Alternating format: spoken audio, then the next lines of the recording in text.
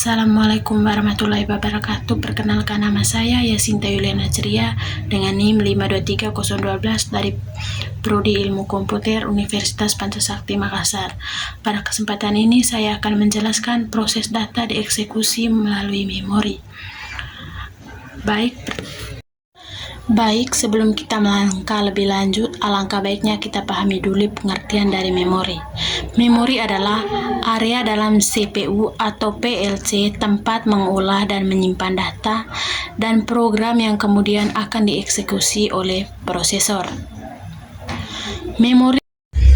Baik, sebelum kita melangkah lebih lanjut, alangkah baiknya kita pahami dulu apa itu memori. Memori adalah area dalam CPU PLC tempat mengolah dan menyimpan data dan program yang kemudian akan dieksekusi oleh prosesor. Secara umum, memori dapat dibagi dua kategori, yaitu volatile dan non-volatile. Volatile juga dibagi menjadi satu bagian, yaitu RAM, dan non-volatile dibagi menjadi 4 bagian, yaitu ROM, PROM, EPROM, EEPROM. Baik, saya akan menjelaskan apa itu volatile dan apa itu non-volatile. Volatile adalah program atau data pada memori volatile akan hilang jika satu daya PLC mati. Sedangkan non-volatile, program atau data yang tersimpan di dalam tidak akan hilang walau satu daya PLC mati. Non-volatile dibagi menjadi 4 bagian. Yang pertama tadi ROM. ROM yaitu jenis memori ini dirancang untuk menyimpan data atau program secara permanen. Sedangkan PROM, memori ini termasuk jenis ROM tempat dapat diprogram ulang dengan menggunakan alat pemrograman khusus. Sedangkan EPROM, memori ini turun dari jenis PROM yang dapat diprogram ulang setelah program yang sebelumnya dihapus dengan menggunakan sinar ultraviolet. Yang terakhir, EEPROM adalah memori non-volatile yang menyerupai RAM dalam fleksibel penggunaannya. Sedangkan eksekusi suatu program, data dan kode disimpan dalam memori komputer dengan cara yang berbeda.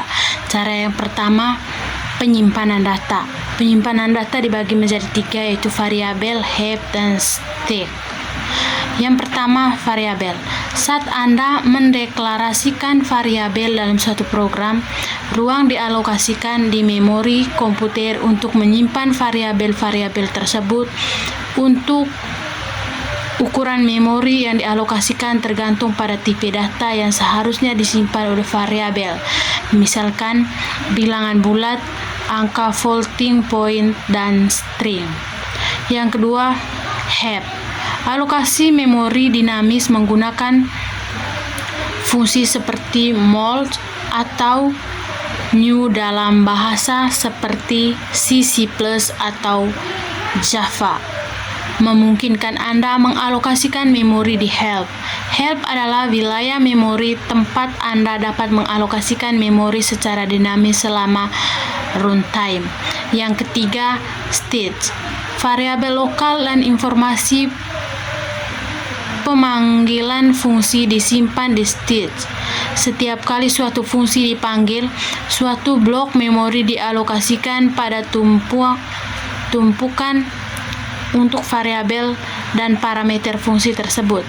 Memori ini secara otomatis dibatalkan alokasinya karena fungsi kembali. Sedangkan yang kedua, penyimpanan kode. Penyimpanan kode dibagi menjadi 2, yaitu instruksi dan file yang dapat diinstruksi. Yang pertama, instruksi. Instruksi kode mesin yang membentuk suatu program disimpan dalam area memori terpisah. Area ini biasanya bersifat read-only untuk mencegah modifikasi kode yang tidak disengaja selama eksekusi. Yang kedua, file yang dapat dieksekusi. Saat Anda mengkomplikasi suatu program, kode tersebut diubah menjadi kode mesin dan disimpan dalam file yang dapat dieksekusi. Saat Anda menjalankan program sistem operasi menurut kode ini ke dalam memori. Selama eksekusi, CPU mengambil instruksi dari segmen kode memori dan memprosesnya. Data dibaca dari dan ditulis ke segmen data saat program berjalan. Tumpukan dan heap dikelola oleh program dan sistem operasi untuk memastikan bahwa memori dialokasikan dan tidak dialokasikan dengan tepat. Sekian presentasi dari saya, semoga bermanfaat.